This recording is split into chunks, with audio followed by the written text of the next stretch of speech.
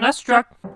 Kids can be very fickle creatures, and I was definitely a very fickle kid growing up. I loved the Ninja Turtles, I loved the arcade game, I loved the NES games anytime I had a chance to play them. I loved the theme song, I had all the trading cards, and of course I loved Turtles in Time on Super Nintendo. But by the time Teenage Mutant Ninja Turtles Tournament Fighters came out in December of 1993, I was just done. I had decided by that point that I'd had my fill, and it was time to move on to other stuff. So because of that, I completely utterly ignored this game at the time, and that kinda sucks because this is a pretty good title, which interestingly enough is sometimes referred to as Turtles 5, a follow-up on Turtles 4, Turtles in Time. It's a well-made one-on-one fighting game from Konami. Well, it's well-made on Super Nintendo anyway, but I'll get to that later. The characters are all somewhat distinct, with different movesets and special moves. The sound design is well done, which lends itself well to the overall feel of the combat, and the settings and backgrounds are inspired. But here's the thing, not only were the Ninja Turtles everywhere back then, but so were one-on-one fighting games. They were like the first-person shooters of their time, the gimmick that everyone wanted to latch their bandwagon onto. It got so bad that even frickin' Shaq got his own fighting game. My point is, many people got so burnt out on this stuff that even when a quality title came along, there was a good chance it got ignored. Throw in the licensed game aspect, and yeah, there's the reason I barely touched Turtles Tournament Fighters until now. The thing is, though, the characters here aren't just the usual familiar folks you'd expect, like the four Turtles and Shredder, but there's also War, this huge purple monster thing, Wingnut, an alien bat, Chrome Dome, an android, Armageddon, a mutant shark, and Asuka, a regular old ninja gal. Many of these characters come from the comic book series, so that's pretty cool. Asuka, however, is someone unique to Tournament Fighters.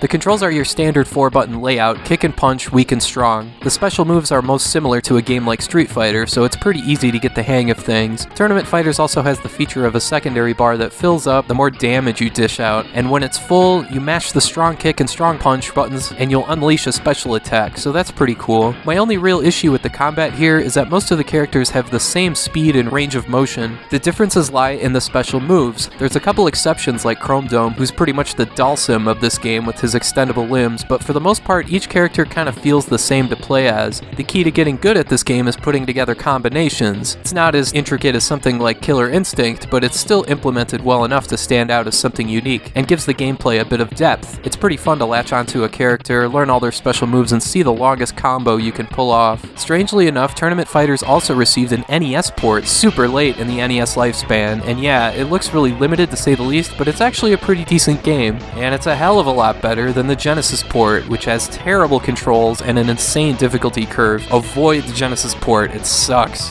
The way to go here is with the Super Nintendo version of Teenage Mutant Ninja Turtles Tournament Fighters. If nothing else, this game doesn't have the crazy difficulty most fighting games have in single-player mode like Weapon Lord or the Mortal Kombat series, but yeah, Turtles Tournament Fighters isn't just a cash grab and isn't just a run-of-the-mill generic one-on-one fighting game. This game is actually pretty good, so check it out any way you can.